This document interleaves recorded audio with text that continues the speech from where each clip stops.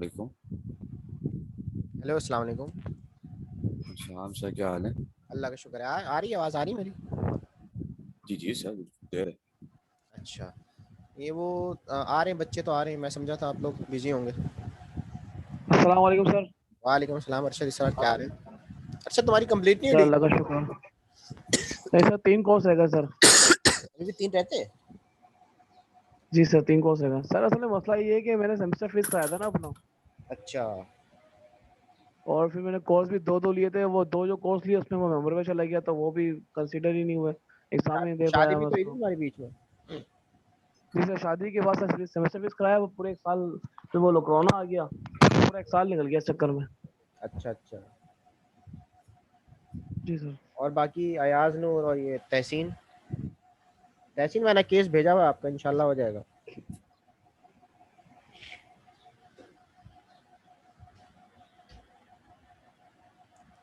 और आ रहे हैं भी? तो मैंने भी मेल की हुई थी मेरे भी जो है वो सेलेक्ट नहीं हो रहे थे कोर्स। और कोर्स जो है सर, सैटरडे वाला जो कोर्स था वो खत्म क्यों हो नहीं? गया क्या? कौन सा वाला? सर जो प्रदीप, डॉक्टर प्रदीप थे। नहीं, वो पता डेटा है। एनालाइज वाला। डाटा एनालिसिस वाला कोई ख़त्म नहीं हुआ। वो मसला ये है कि ये जो हमने ऑफरिंग की है इस दफ़ा, वो नए सिलेबस से की है। तो नया सिलेबस हमने ऑफ़र तो कर दिया, वो एकेडमिक काउंसिल की अप्रूवल नहीं आई थी अभी। ठीक है, एकेडमिक काउंसिल में पुट नहीं हुआ। अब वो कह रहे हैं कि एकेडमिक काउंसिल में क्योंकि पुट नहीं हुआ, तो इस वजह से ये सीएमएस पे अपलोड नहीं होगा जब तक कि आप इसकी अप्रूवल नहीं लेंगे। अब वो अप्रूवल के लिए ये देखना पड़ रहा है कि वीसी साहब को भेजें, किसको भेजें। अब जब तक वो अप्रूवल नहीं आएगी तब तक सीएमएस पे शो नहीं होगा। इस वजह से स्टूडेंट सफ़र कर रहे हैं। मेन मसला ये है। ठीक है। हो जाता है फिर इंशाल्लाह। लेकिन क्लासेस आप लोग लेते रहे सारे टीचर्स की।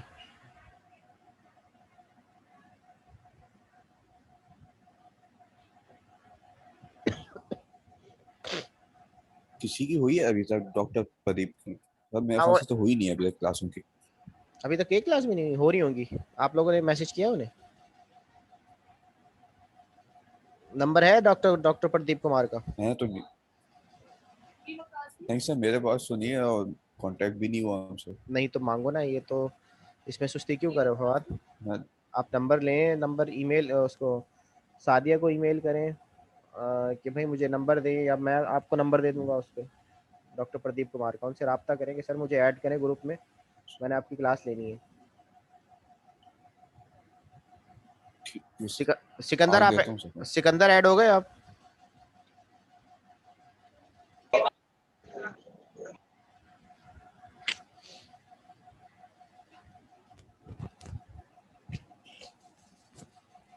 जो मसला हो ना, एटलीस्ट आप लोग ईमेल कर दिया करें उसको, सादिया को। सर मेरा सीएमएस पे भी वो रजिस्टर नहीं हुआ ना कोर्स। वो मैंने कल मेल की थी, उनका रिप्लाई आया है आज। दोबारा मैं उनको कोर्स ईमेल करूंगा जो मैंने रजिस्टर करवाना। वो मैंने एक बताया ना कि एक कोर्स रजिस्टर नहीं होगा अभी, उसका सीएमएस पे मसला चल रहा है। लेकिन आप क्लासेस लेते रहे उसकी। ठीक है सर। स्टार्ट करते हैं। मैं सबसे पहले तो वही एनर्जी एंड एनवायरमेंटल लॉ है। तो इन्वायरमेंटल लॉज में आपने लास्ट टाइम पढ़ा था, पहले हम उसको गो थ्रू कर लेते हैं। और एनर्जी के हवाले से बताता हूँ कि एनर्जी मैनेजमेंट एंड पॉलिसी में हमने पढ़ा होगा। अरशद इसरार याद है आपको कि एनर्जी जो स्पेसिफिक टर्म है वो हम इलेक्ट्रिकल के लिए यूज़ करते हैं। ठीक है, इलेक्ट्रिकल के लिए यूज़ करते हैं। क्या मतलब कि इलेक्ट्रिसिटी से मुराद हम एनर्जी लेते हैं, बिजली। तो अब एनर्जी के या इन्वायरमेंट के कौन से लॉ बने हुए हैं पाकिस्तान के अंदर, इसके हवाले से कुछ पहले मैं आपको डिस्क्रिप्शन दे दूं। एक तो एनर्जी की, फिर इन्वायरमेंट की थोड़ी बहुत आपको डिस्कशन में बता देता हूँ। देखें, एनर्जी जो है पाकिस्तान में वैसे एनर्जी का क्राइसिस है। ठीक है, कल की हालात ये हैं कि कल सारा दिन बिजली नहीं थी कराची में। और अगर हम रिसोर्सेज की बात करें, लॉज बने हुए रिसोर्सेज पे, वो भी ज़्यादा नहीं है। एनर्जी के लॉ ज़्यादा नहीं है, इन्वायरमेंट के लॉ थोड़े से सख्त हैं, ज़्यादा हैं। लेकिन एनर्जी के लॉ एज सच मौजूद नहीं है पाकिस्तान के अंदर, जैसे इन्वायरमेंट के लॉज हैं, और उस पर कोई एजेंसी बनी हुई है। हमारे यहाँ इन्वायरमेंटल लॉज को इम्प्लीमेंट कराने के लिए सिंध इन्वायरमेंटल प्रोटेक्शन एजेंसी बनी हुई है, या जिसको हम कहते हैं पूरे क्या कहते हैं पाकिस्तान के अंदर डिफरेंट एजेंसीज काम कर रही हैं। ये आपको पिछले सेमेस्टर में भी मैंने बताया था, लेकिन ऐड कर रहा हूँ क्योंकि कुछ नए लड़के भी आए हैं। ठीक है, एक लॉ हमारा बना हुआ है, एक एजेंसी हमारी बलूचिस्तान में है, इसी तरह एक एजेंसी सिंध के अंदर है, फिर फेडरल लेवल पे भी एजेंसी मौजूद है, और केपीके में भी है, पंजाब में भी है। तो इन्वायरमेंटल लॉस को इम्प्लीमेंट कराने के लिए एजेंसीज बनाई गई हैं, एक्ट बनाए गए हैं।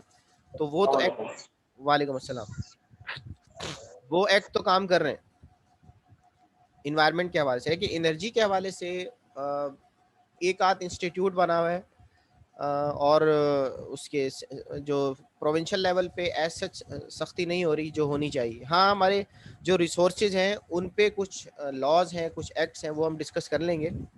ठीक है, तो मैंने आपको बताया कि एनर्जी जो है वो बेसिकली इलेक्ट्रिसिटी होती है, मतलब इलेक्ट्रिकल से जो हमारा रिलेटेड होता है वो हम एनर्जी कहते हैं। और ये एनर्जी कहाँ, इसका पाथ क्या है? इसका पाथ ये है कि ये एनर्जी प्रोडक्शन कहाँ हो रही है, इसकी जनरेशन जिसे कहते हैं, फिर जनरेशन के बाद जो है ये ट्रांसमिशन कैसे हो रही है इसकी। ठीक है, और ट्रांसमिशन के हमारे पास कौन कौन से डिपार्टमेंट्स हैं, उसकी क्या पॉलिसीज़ हैं, और फिर फाइनली ये डिस्पैच कैसे हो रही है। ये 3 बातें पढ़ी थी, याद है आप लोगों को? हसान हसान अहमद कुरैशी,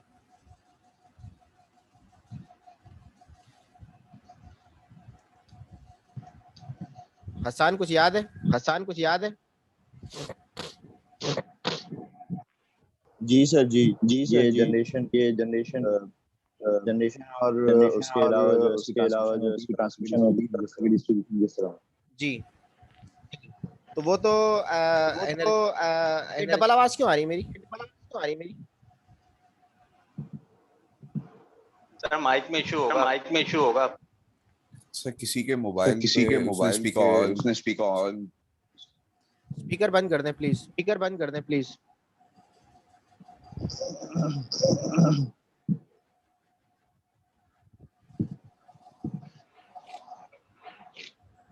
ठीक है, हो गया आपसे? ठीक है, हो गया आपसे? नहीं, डबल आ रही है, नहीं डबल आ रही है।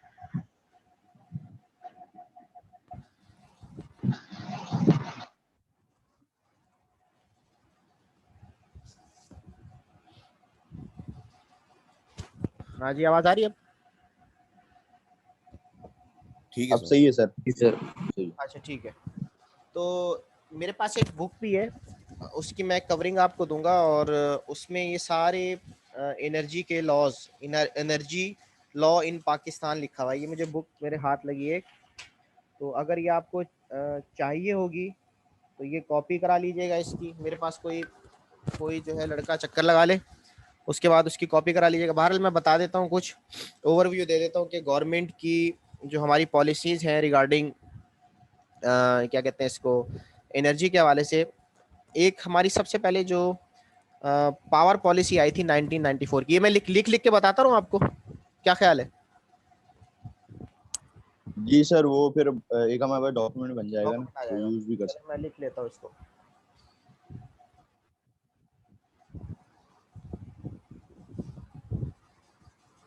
तो ये मैं लिख रहा हूँ स्क्रीन शेयर करके।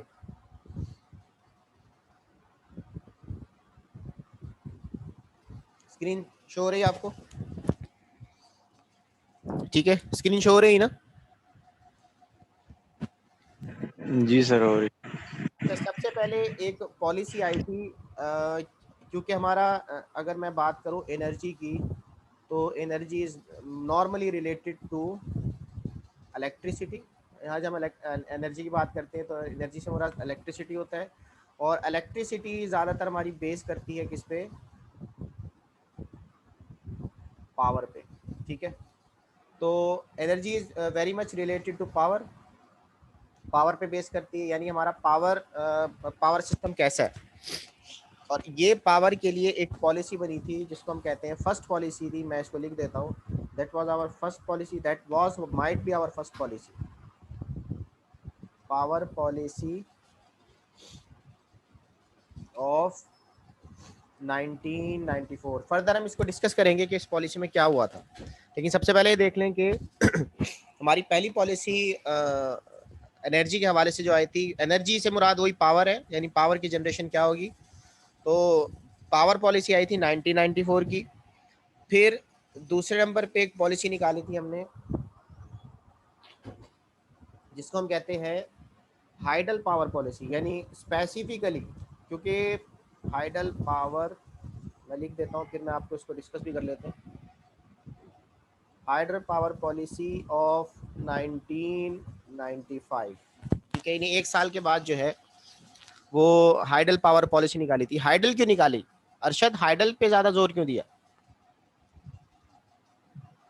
अरशद इसरार, अरशद इसरार। मिनल्लाहि शैआ। जी ये हमारे पास ग्रीन हाउस एमिशन का जो है ना वो चक्कर नहीं होगा, इस वजह से शायद इस पे बनाई होगी हमने पॉलिसी कि इसको इम्प्लीमेंट कराएं। क्या क्या क्या क्या? सर ये हाइडल पावर जो है ना सर, ये मेरे ख्याल से रिन्यूएबल एनर्जी है, इसमें हमें रिन्यूएबल तो नहीं है। सर फिर मुझे तो हाइडल के बारे में नहीं पता। हाइडल मींस पावर, मतलब हाइडल मींस पावर, ओ सॉरी वाटर, वाटर तो सर रिन्यूएबल हुई ना सर, फिर वाटर से है तो सर नहीं, वाटर से रिन्यूएबल। सर ये इस वजह से होगी क्योंकि हम लोगों के पास सर पानी बहुत था और हम लोग डैम वगैरह बना रहे थे। ये स्पीकर फिर किसी ने खोल दिया?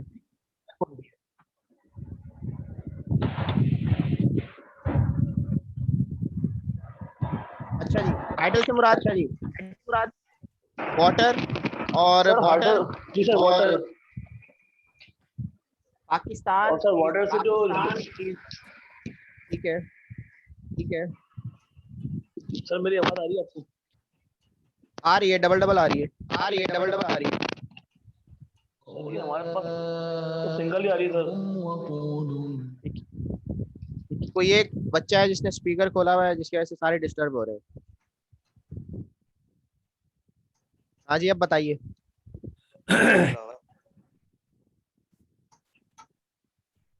अच्छा, हाइडल मैं आपको बैकग्राउंड दे दूं कि पाकिस्तान जो है इस मोस्टली, पाकिस्तान की जो इलेक्ट्रिसिटी है इस मोस्टली डिपेंडेबल अपॉन वाटर, ठीक है। हमारी या इंडिया की ज़्यादातर जो है वो इलेक्ट्रिसिटी डिपेंड करती है पानी पे, यानी हम पानी से बिजली पैदा कर रहे हैं जिसकी वजह से हम डैम बनाते हैं। इसी तरह इंडिया में भी यही है कि वो डैम बना के बिजली प्रोड्यूस करते हैं। हाँ, इंडिया में अब ज़्यादातर फोकस जो है वो कोल पे भी किया जा रहा है, वो कोल से भी उसको बिजली को प्रोड्यूस कर रहे हैं, जनरेट कर रहे हैं।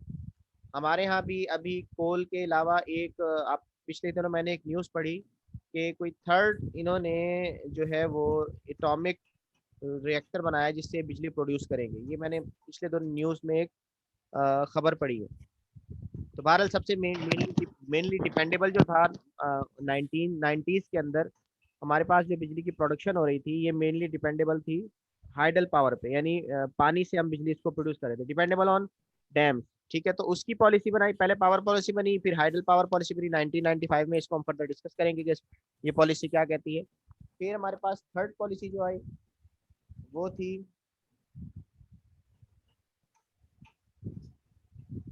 पावर पॉलिसी ऑफ 1998, ठीक है। ये रिवाइज हुई और 1998 के अंदर एक और पॉलिसी आ गई, और इस वक्त मेरे ख्याल में हुकूमत जो थी वो नवाज शरीफ साहब की थी, ठीक है। फिर चौथे नंबर पे दोबारा एक पॉलिसी रिवाइज हुई और पावर पॉलिसी दे दी गई ऑफ 2002 की पॉलिसी भी इंट्रोड्यूस करा दी। फिर फाइनल जो है वो एक उसके बाद जो है एक और पॉलिसी इंट्रोड्यूस हुई 2008 के अंदर, यानी 6 साल बाद, 4 साल बाद। तो इन 2008 फिफ्थ नंबर पे लिख देता हूँ मैं, इन 2008 वी हैव अनदर पॉलिसी, और ये पॉलिसी जो है वो रिलेटेड थी को generation of sugar industry. Sugar industry का जो को जनरेशन हो रहा है, यानी उससे बगास से जो बिजली बना रहे हैं, उससे रिलेटेड इन्होंने पॉलिसी निकाली। तो मेन बेसिक पॉलिसी जो शुरू में निकाली गई वो ये 4-5 थी, जिसको हम कहते हैं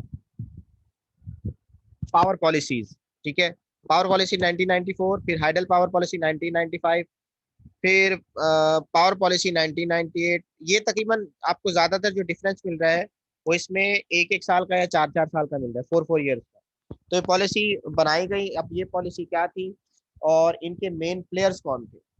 मेन प्लेयर्स मैं आपको बता देता हूँ, ये पॉलिसी को बाद में डिस्कस करने के बाद ये मैं मेन प्लेयर्स भी लिखवा रहा हूँ आपको कि असल खिलाड़ी इसके कौन थे, यानी बिजली किस किस को दी जानी थी। Main players of power sector कौन कौन हो सकते हैं, कौन बताएगा मुझे?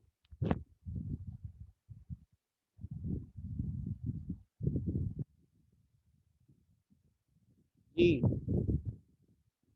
इशरा,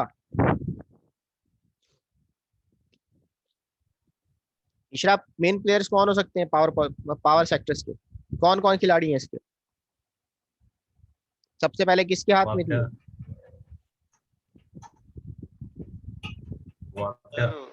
आप मिनिस्ट्रीज के हवाले से बात कर रहे हैं, किस हवाले से? राहिल, मैं बात कर रहा हूँ जिनको बिजली दी जानी थी, जो इसको हैंडल कर रहे थे, अथॉरिटीज कौन कौन सी थी? सर के इलेक्ट्रिक, केईसी थी, लेस्को थी, हेस्को थी। ठीक है, ठीक है। तो वापडा। वापडा, जबरदस्त। सबसे पहले तो वापडा आ गया। गुड। पहले नंबर पे तो हमारा वापडा है sir. And sir LESCO, Nesco, KEC, Hesco. नहीं, ये पहले उस वक्त नहीं, उस वक्त मौजूद नहीं थी। नेस्को पेस्को जो इतनी डिटेल में पुरानी जब पॉलिसीज देखे ना, और प्लेयर जो उस वक्त थे, ये आपके 2-3 ही थे। मैं आपको इसका लिखवा देता हूँ। देखिए, इसमें सिर्फ 3 प्लेयर। नेप्रा तो रेगुलेटरी अथॉरिटी है, वो भी एक पावर प्लेयर है। ठीक है, यहाँ पे जिनको जो बिजली डिस्ट्रीब्यूट कर रहे थे, यानी कौन प्रोड्यूस कर रहा है और किन को दी जा रही है। डिस्ट्रीब्यूटर्स की बात कर रहे हैं। हाँ, डिस्ट्रीब्यूटर्स की बात भी कर रहा हूँ, डिस्पैचर्स की बात भी कर रहा हूँ। ठीक है, और प्रोड्यूसर की बात भी कर रहा हूँ। अगर प्रोड्यूसर की बात करें तो वापडा ही प्रोड्यूस करा, water and power development authority. ठीक है, दूसरे नंबर पे जो था हमारा वो पेपको था, पाकिस्तान इलेक्ट्रिक पावर कॉर्पोरेशन, ऐसी है ना, power company, sorry, Pakistan electric power company. और तीसरे नंबर पे जो मेन रोल प्ले कर रही थी वो थी KESC। ये तो KESC उस वक्त थी, कराची इलेक्ट्रिक सप्लाई कॉर्पोरेशन। ये 3 मेन प्लेयर्स थे जो कि इस पूरे पाकिस्तान को रन। जैसे वापडा, आपको पता है वापडा जो है वो उधर सरहद से लेकर जो है वो यहाँ हैदराबाद तक उसका रोल है, अभी भी है शायद, मुझे अभी का पता नहीं है, लेकिन अभी भी वापडा जो है हमारे हैदराबाद तक वापडा रोल प्ले कर रही है, वापडा ही दे रही है बिजली। इसी तरह अगर आप बलूचिस्तान की साइड पे जाएंगे, अभी मेरा बलूचिस्तान का भी विजिट हुआ था, तो बलूचिस्तान के लसबेला तक और आगे तक विंदर तक जो है वो बिजली का जो रोल पे जो जिसके हाथ में है मेन, उसको जो चला रही है, मेन जो प्लेयर है उसका, वो के इलेक्ट्रिक है, जो कि पहले KESC था। तो वापडा और के इलेक्ट्रिक ये बहुत मशहूर है। और इसी तरह पेपको, पेपको जो है पूरे पाकिस्तान का डील करी, पाकिस्तान इलेक्ट्रिक पावर कंपनी। ठीक है, तो ये मेजर प्लेयर थे जो कि काम कर रहे थे। अच्छा जी, इसके अलावा कुछ डिस्ट्रीब्यूशन कंपनीज भी थी, जनरेशन कंपनीज भी थी, ट्रांसमिशन कंपनीज भी थी, पावर इंजीनियरिंग कंपनीज भी थी, फ्यूल सप्लाई कंपनी भी थी। और इसमें एक रोल और एक ने और प्ले किया, वो कौन हो सकता है? अमजद,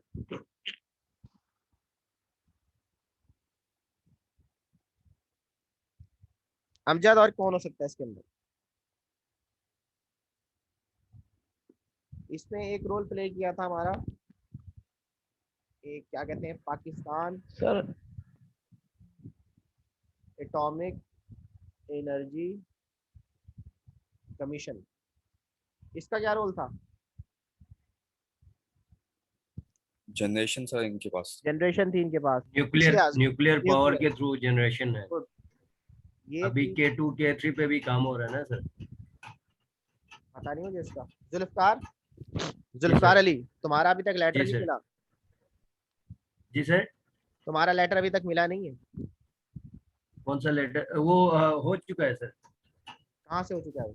अप्रूवल क्या है उसकी? वो लेटर अकाउंट वाले के पास आना था, मेन कैंपस, उधर उनसे बात हो चुकी है मेरी। वो उसका क्लियर करके आना, ये ना हो फिर तुम इम्तिहान में ना बैठो। नहीं नहीं सर, क्लियर हो जाएगा इंशाल्लाह, तो उसका सॉल्यूशन निकल आएगा। चलो सही है। ठीक है सर। न्यूक्लियर ये डिपेंडेबल था न्यूक्लियर पावर प्रोडक्शन, ठीक है। वापडा जो था वो किस पे था ज्यादातर?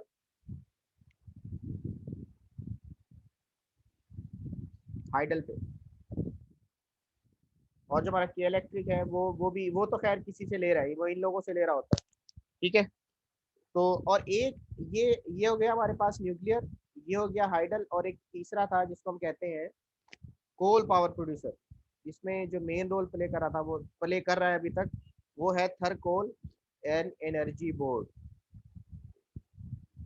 तो आप लोग ये याद रखिएगा कि मेन प्लेयर कौन कौन से हैं इसके अंदर। मैं इसको नंबरिंग दे देता हूँ।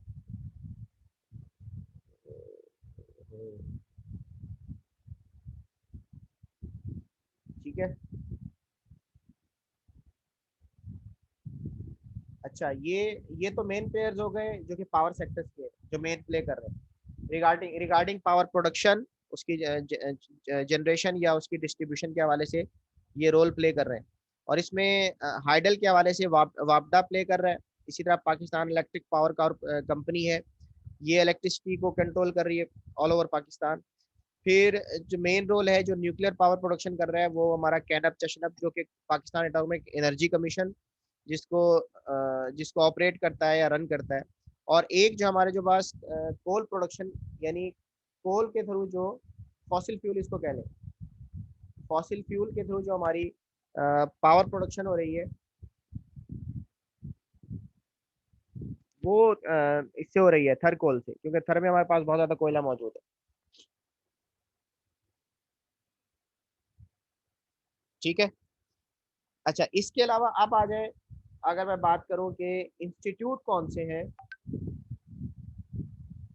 क्या वो ये कुछ स्टूडेंट्स इंस्टीट्यूट कौन से हैं या इंस्टीट्यूशनल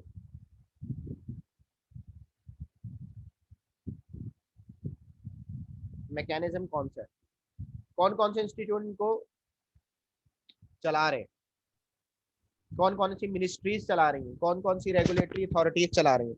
यहाँ पे वो चीज आएगी जिसको आप उस वक्त कह रहे थे राहिल कि सर वो क्या नाम है उसका, नेपरा है। नेपरा जो है वो इंस्टीट्यूशनल मैकेनिज्म है, कैसे इसको डील करना है, जो मेन मेन रोल प्ले कर रहा है, जो इन सबको कंट्रोल कर रहा है। उसमें सबसे पहले आती है the federal ministry of water and power. अच्छा, दूसरे नंबर पे हमारे पास आता है जिसको हम कहते हैं NEPRA, national electrical power regulatory authority, जिसको हम कहते हैं नेपरा। और तीसरे नंबर पे हमारे पास आ रही है provincial power and water irrigation department.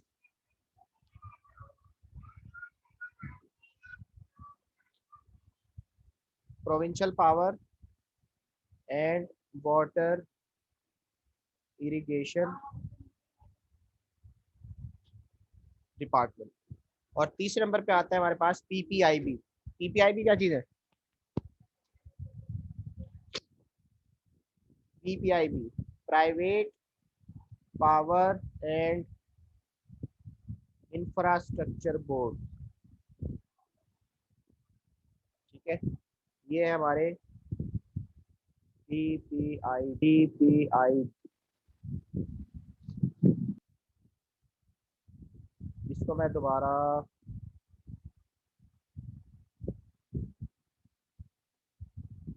Number दे दिया मैंने। ठीक है, तो ये पॉलिसीज हो गई हमारे पास रिलेटेड टू पावर सिस्टम, क्योंकि मैं एनर्जी की बात कर रहा था, एनर्जी का ताल्लुक पावर से है। इलेक्ट्रिसिटी मींस पावर, और पावर की जो हमारे पास पॉलिसीज बनी है वो शुरू की जो पॉलिसीज मैंने आपको बताई है वो ये पॉलिसीज शुरू में बनी थी। ठीक है, पावर पॉलिसी 1994, फिर हाइडल पावर पॉलिसी, फिर पावर पॉलिसी रिवाइज हुई, फिर मुशर्रफ साहब के दौर में रिवाइज हुई। उसके बाद 2008 में शुगर इंडस्ट्री को प्रमोट करने के लिए एक और पॉलिसी बनाई गई। यहाँ तक तो 4-5 बातें हो गई। फिर जो मेन प्लेयर जो है, जो पावर सेक्टर्स के अंदर खिलाड़ी हैं इसके, जो खेल रहे हैं, जो इसको रोल प्ले कर रहे हैं, यानी फाइनल जो है वो जिसे हम कहते हैं एक तो प्रोड्यूसर, एक तो प्रोडक्शन कर रहे हैं ये लोग, बिजली बिजली प्रोड्यूस कर रहे हैं। दूसरा इसमें कुछ कुछ का रोल ये है कि वो डिस्पैच तक उनका काम है, जैसे कि के इलेक्ट्रिक है। तो वापडा का नंबर 1 पे वापडा है। यानी अगर हम पाकिस्तान की इलेक्ट्रिकल सप्लाई कंपनी की बात करें तो water is the biggest, sorry वापडा is the biggest. वापडा जो है ये सबसे ज्यादा रोल प्ले कर रही है। ये तकरीबन पूरे पंजाब को और ये आपके केपीके को भी सप्लाई सप्लाई प्रोवाइड कर रही है। अगर हम यहाँ पे बात करें कराची की और बलूचिस्तान के कुछ पार्ट की, तो वहाँ पे KESC, लाइट चला दे KESC बिजली दे रही है। ठीक है, या पेपको इसको कंट्रोल कर रही है। और अगर हम बात करें न्यूक्लियर पावर प्रोडक्शन की, क्योंकि हमारे यहाँ मिक्स एनर्जी सिस्टम है, we have a mix energy system, ये मैंने आपको शायद पहले पढ़ाया होगा। मिक्स एनर्जी सिस्टम का मतलब ये है कि हम कुछ हाइडल से अपनी रिक्वायरमेंट पूरी कर रहे हैं, कुछ हम कोल से रिक्वायरमेंट पूरी कर रहे हैं, और कुछ हम इसी तरह न्यूक्लियर पावर से अपनी रिक्वायरमेंट पूरी कर रहे हैं। तो अगर न्यूक्लियर की बात करें तो न्यूक्लियर का मेन प्लेयर जो है वो पाकिस्तान एटॉमिक एनर्जी कमीशन है। ठीक है, और अगर हम कोल की बात करें, यानी फॉसिल फ्यूल प्रोडक्शन की बात करें, जिसके अंदर कोल, ऑयल, डीजल आता है, तो इसका जो मेन प्लेयर है वो हमारा है थर कोल एनर्जी बोर्ड। थर कोल एनर्जी बोर्ड, थर कोल का स्पेसिफिक क्यों बनाया? क्योंकि कोल ज्यादातर हमारे पास जो मौजूद है वो थर के एरिया के अंदर ही है, और जो हम डिस्कस पहले हमने किया था, फिर इसको हम फर्दर डिस्कस कर लेंगे डिटेल में। अच्छा, इंस्टीट्यूशनल मैकेनिज्म क्या है? इंस्टीट्यूशंस के अंदर हम इसको कैसे कंट्रोल किया जा रहा है, ये कौन कौन से इंस्टीट्यूशंस हैं? अच्छा, बाज़ दफ़ा ऐसा भी होता है कि हमें कोई चीज़ कहीं से रिमूव करवानी होती है, तो वो नेपरा उसको डील कर रहा होता है। ठीक है, अथॉरिटीज कौन कौन सी हैं और कौन उस पॉलिसीज को अप्रूव कौन कर सकता है, वो ये मिनिस्ट्री कौन सी है। ठीक है, एनर्जी सेक्टर की मिनिस्ट्री क्या है, उसका नाम क्या है? तो यहाँ पे सबसे पहले अगर मैं मिनिस्ट्री की बात करूँ कि जैसे हमारी इन्वायरमेंट की जो मिनिस्ट्री है, ये पहले किसके किसके हाथ किसके अंडर थी? अनस अनस आवाज आ रही है मेरी? जी सर, आवाज आ रही है। अनस, वी आर हम जो पढ़ रहे हैं, we are studying energy and environmental law. ठीक है, एनर्जी और एनवायरमेंट दोनों को साथ लेके चलेंगे। फिलहाल मैं एनर्जी पे फोकस कर रहा हूँ। देखिए, ठीक है सर। एनर्जी को जो मेन फोकस कर रहा है, हमारे यहाँ मिनिस्ट्री जो बनी हुई है वो कौन सी वाली है? सर मिनिस्ट्री का तो नहीं आइडिया, रेगुलेटरी अथॉरिटी का आइडिया है कि कौन रेगुलेट कर रहा है कराची को और हमारे मुख्तलिफ जितने भी सिटीज हैं उनकी पावर जनरेशन को। अच्छा, देखिए वो तो मुख्तलिफ एरिया के अंदर हो गई, वो मैंने पिछले जी। सेमेस्टर में इनको पढ़ाया था, आप नहीं थे। देखिए, जब भी कोई चीज उसको इंस्टीट्यूशनल मैकेनिज्म होता है, नहीं कोई चीज इंप्लीमेंट करानी है तो हम इंस्टीट्यूट के थ्रू इंप्लीमेंट करवाते हैं, तो सबसे पहले उसकी मिनिस्ट्री बनाई जाती है। अच्छा, जी मैं सर। अमजद से पूछता हूँ, अमजद, इन्वायरमेंट की मिनिस्ट्री कौन सी है? सर क्लाइमेट चेंज और एनवायरनमेंट की जो मिनिस्ट्री इस्लामाबाद में जो जी, जरदारी साहब के दौर में ये मिनिस्ट्री थी मिनिस्ट्री ऑफ क्लाइमेट के नाम से, सॉरी मिनिस्ट्री ऑफ एनवायरनमेंट के नाम से। उससे पहले एमओई के जरदारी साहब खुद मिनिस्टर रहे। ठीक है, फिर ये बाद में मिनिस्ट्री बन गई क्लाइमेट चेंज के नाम से, मिनिस्ट्री ऑफ क्लाइमेट चेंज। और इस मिनिस्ट्री ऑफ क्लाइमेट चेंज के अंडर जो है वो हमारा इन्वायरमेंटल मैकेनिज्म चलता है, इंस्टीट्यूशनल मैकेनिज्म चलता है। अगर हम बात करें एनर्जी की, ये याद रखिएगा, तो एनर्जी की जो मिनिस्ट्री है वो मैंने पहले नंबर पे यहाँ लिखी है, the federal ministry of water and power.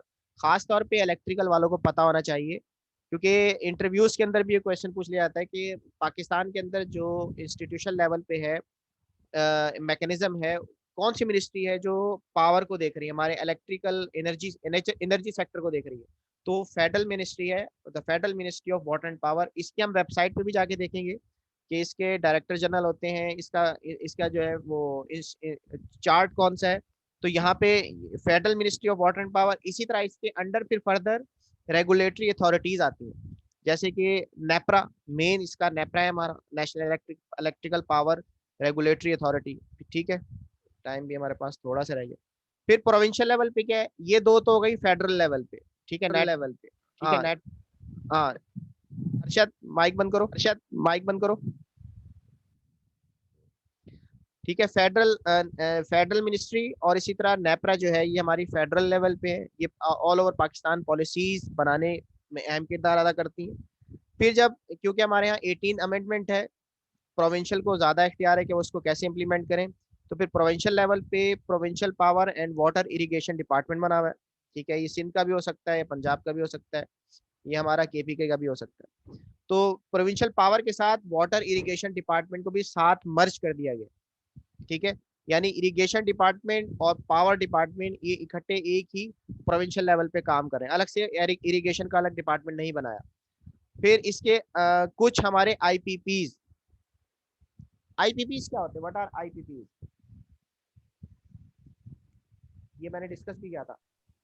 Sir ये सर ये बेसिकली इंडिपेंडेंट पावर सेक्टर जो होता है, गुड, इंडिपेंडेंट पावर प्रोड्यूसर, ये क्या कर रहे हैं, इनका रोल क्या है? अनस, आप इलेक्ट्रिकल हैं। सर बेसिकली आईपीपीस का काम ये होता है कि जो हमारी कंट्री की डिमांड है वो जो उनके अपने एग्जिस्टिंग सिस्टम्स जो पूरी नहीं कर पा रहे होते तो प्राइवेट सेक्टर्स अपने प्लांट्स लगाते हैं और उसके थ्रू मतलब अपने वापडा को या के इलेक्ट्रिक को सेल आउट करते हैं ताकि डिमांड जो है वो हमारी नीडफुल जो है इतनी पूरी हो सके। बिल्कुल, और अभी यही मैं आपको दूसरा टर्म यूज कर रहा हूँ, गलत टर्म कह लें आप उसको, ये भी इन्हीं आईपीपीस की बदमाशी है कि जिसकी वजह से बिजली हमारे जो फाइनल एंड कंज्यूमर है, वी आर कंज्यूमर, आपको पता है बिजली इतनी हम इतना बिल पे कर रहे हैं कि ये इन आईपीपीस की वजह से, ये बिजली के रेट ये आईपीपीस सेट करते हैं। शुरू में जब इमरान खान साहब आए थे, मैं किसी पार्टी के हक में नहीं हूँ, कभी आप ये मत सोचिएगा कि शायद मैं किसी के खिलाफ हूँ या अगेंस्ट हूँ, लेकिन अगर मैं पॉलिसीज के हवाले से बात करूँ तो शुरू में जब इमरान खान साहब आए उन्होंने इन आईपीपीस पे हाथ डाला।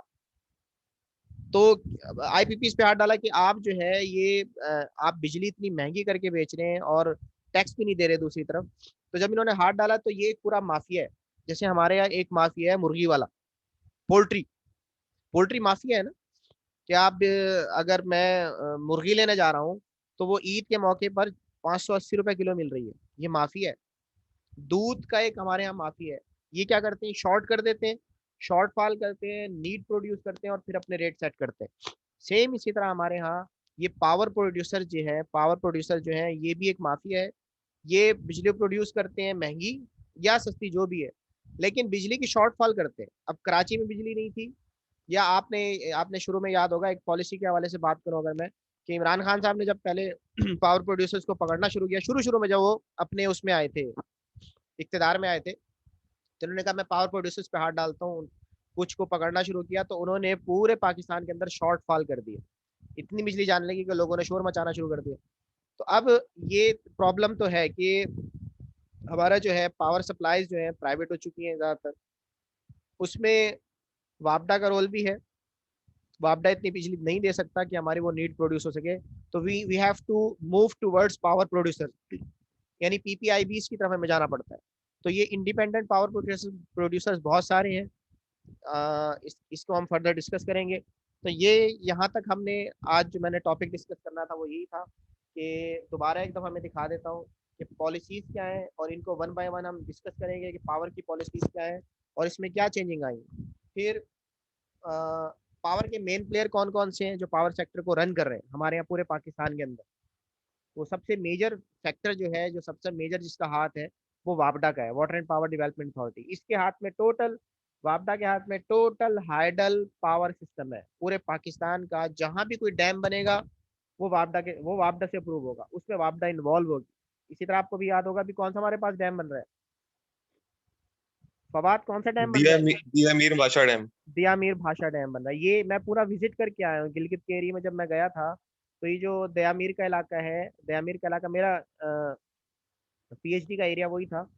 तो जब मैं दियामीर भाषा डैम की तरफ विजिट करके, तो बहुत बड़ा एरिया है जिसको जिसको मुशर्रफ साहब के दौर में, मुशर्रफ वाज अ गुड, जो उनके बाकी उनके फेल अलग थे, लेकिन जो पाकिस्तान के हवाले से उन्होंने कुछ डेवलपमेंट काम किए, लाइक दयामर भाषा डैम उन्होंने फर्स्ट टाइम स्टार्ट किया था। तो दयामर का एरिया मैं पूरा देख के आया हूँ, एक बहुत बड़ा एरिया है, और अगर यहाँ पे डैम बन जाते हैं तो हमारी बहुत सारी रिक्वायरमेंट पूरी हो जाएगी। लेकिन मैं बात वही कर रहा हूँ कि जो दयामर भाषा डैम बनेगा उसमें मेन प्लेयर जो है वो वापडा ही है। आप वापडा को बाईपास करके ये काम नहीं कर सकते। तो हाइडल के जितना सेक्टर है, छोटे बड़े डैम, छोटे डैम हो गए, बड़े बड़े डैम्स हो गए, बैराजेस हो गए, तो ये सारा जो है ये वापडा के हाथ में है। इसी तरह पाकिस्तान इलेक्ट्रिक पावर कंपनी, इसका भी रोल है, ये वापडा के साथ मिलके काम करता है। ये शुरू शुरू के प्लेयर्स हैं। ठीक है, फिर हमारा के इलेक्ट्रिक, जो कि पहले KESC था, कराची इलेक्ट्रिक सप्लाई कॉर्पोरेशन था ना, क्या नाम था इसका पूरा, यही था ना? जी सर, के इलेक्ट्रिक था, वो KEC था, कराची इलेक्ट्रिक सप्लाई कॉर्पोरेशन। ये के इलेक्ट्रिक KESC से के इलेक्ट्रिक क्यों हुआ, इसकी क्या रीजन? सर 2008 में जब ये अबराज ग्रुप ने इसको टेक ओवर किया था ना, तो उसके बाद उन्होंने इसका that was a Chinese company। नहीं sir, Abraj basically Dubai based है कंपनी, चला रन करने वाले पाकिस्तान में थे, लेकिन जो ये नहीं पीपल्स पार्टी की जो अतारी साहब की सिस्टर है, उनके साथ मिलकर ये चीज चल रही थी, तो उन्होंने फिर इसको टेक ओवर किया था अबराज ग्रुप ने। तो ये मिडिल ईस्ट बेस्ड कंपनी है। अच्छा, तो इसका मतलब ये पहले अगर ये के इलेक्ट्रिक जो है, अगर मैं इसको बात करूं, कॉर्पोरेशन थी, कॉर्पोरेशन और उसमें क्या फर्क होता है? आम अगर मैं कॉर्पोरेट, इसको कॉर्पोरेट सेक्टर कहते हैं, कॉर्पोरेट में कंपनी में क्या फर्क होता है? ये भी एक टर्म है। देखिए, Pakistan electric power company, PEPCO company है, और ये है कॉर्पोरेशन, क्या फर्क होता है इसका? इसका आइडिया नहीं है, किसी और से पूछें। चल ये अमजद या मुझे कोई और बताए, फवाद। क्योंकि मैं आपको एक चीज बताऊं, हमारी जो OGDC था, ये पहले था सर OGDCL। हाँ, ये अब OGDCL हो गया। ये मेरे कजन ने बताया था, OGDCL में काम करता है। कहना का उसामा, इस OGDCL के साथ इतनी ज्यादती हुई क्योंकि हम ऑयल प्रोड्यूस कर रहे हैं ना, इनका काम ऑयल और गैस प्रोड्यूस करना है। OGDC, oil and gas development, पहले था OGDC था, ये oil and gas development corporation. ठीक है, इन्होंने इसके शेयर्स बेचे, शेयर्स बेच के प्राइवेट, उन्होंने कहा 50% इसके शेयर्स बेच दो, प्राइवेट कर दो उसको। तो उसमें अगेन मैं इस पैनल में बात करूं कि हमारे बहुत बड़े सियासतदान ने, जो अभी आपने जिनका नाम लिया है, मैं खुद OGDCL विजिट करके आया हूँ, कूनर प्लांट विजिट करके आया हूँ, तो उन्होंने बताया कि इसमें इतना % जो है वो इनको जा रहा है, यानी वो जितनी ऑयल एंड गैस प्रोडक्शन होगी तो उसमें शेयर इन साहब का है, जिसको हम कहते हैं oil and gas development company limited हो गई है, यानी OGDCL बन गई है फ्रॉम OGDC। ठीक है, तो के इलेक्ट्रिक के साथ भी बेचारी के साथ ये ज्यादती हुई है कि that was KESC at that time period, यानी इसके शेयर ज्यादा थे। कॉर्पोरेशन बड़ी होती है, कॉर्पोरेशन से मुराद बड़ा होता है, जैसे पाकिस्तान टेलीविजन कॉर्पोरेशन है, PTV कॉर्पोरेशन है। ठीक है, इसी तरह ये मैं आपको सिर्फ जस्ट एक कॉन्सेप्ट के लिए दे रहा हूँ कि PEPCO, Pakistan electric power company, company is a bit, एक छोटा वर्ड है, कंपनी हर कोई खोल सकता है, शेयर बहुत ज्यादा लोगों के पास है कंपनी के हवाले से। अगर मैं कॉर्पोरेशन की बात करूं तो कॉर्पोरेशन में बहुत बड़ा शेयर जो है वो गवर्नमेंट का है, और कुछ शेयर जो है वो प्राइवेट भी है। जो मेरा कॉन्सेप्ट है, बाकी आप लोगों को जो पता हो वो मुझे करेक्शन कर दीजिएगा। ठीक है, तो के इलेक्ट्रिक का रोल जो था उस वक्त KESC, Karachi electric supply corporation के हवाले से था, और इसका काम ज्यादातर सप्लाई में था, ये प्रोडक्शन में नहीं थी, और प्रोडक्शन करती भी नहीं है। तो सप्लाई और डिस्ट्रीब्यूशन और ट्रांसमिशन तक सप्लाई पे इनका काम है, सप्लाई टू फाइनल कंज्यूमर। अच्छा, तीसरे नंबर पे पाकिस्तान एटॉमिक एनर्जी कमीशन, और ये फर्दर कितने हिस्सों में डिवाइड हुआ है, ये कौन बताएगा? ये मेरे पास टाइम भी शॉर्ट है। ये केनप जी, ये फर्दर कितने हिस्सों में डिवाइड हुआ है जुल्फकार? केनप भी इसमें है, केनप है इसमें। ये सब जितनी भी इस कमीशन के हवाले से बता दूं कि पावर सेक्टर का हमारा मेन प्लेयर है। तो इसके अंदर जो है जितनी भी एटॉमिक से रिलेटेड एनर्जी प्रोड्यूस होगी, जहाँ पे भी कोई एटॉमिक एनर्जी प्लांट लगेगा, उसको Pakistan atomic energy commission deal कर रहा होगा। न्यूक्लियर पावर प्लांट जो है वो सारे पाकिस्तान एटॉमिक एनर्जी कमीशन के अंदर आएंगे, जैसे कि हाइडल पावर प्लांट को वापडा डील कर रहा है। ठीक है, सप्लाई के हवाले से जितना काम होगा वो कराची और बलोचिस्तान के बहुत सारे एरियाज में के इलेक्ट्रिक डील करेगी। और अगर मैं बात करूं फॉसिल फ्यूल के हवाले से, तो फॉसिल फ्यूल में जो एक बोर्ड बनाया है, जो मेन बोर्ड जो है पूरे थर को या पूरे सिंध को कंट्रोल कर रहा है, that is third coal and energy board. ठीक है, तो ये मेन प्लेयर्स हो गए। स्पार्को भी उसमें भी आता है ना सर, एटॉमिक एनर्जी में नहीं, स्पार्को नहीं, नहीं, नहीं, नहीं है। अच्छा, स्पार्को अलग है वो।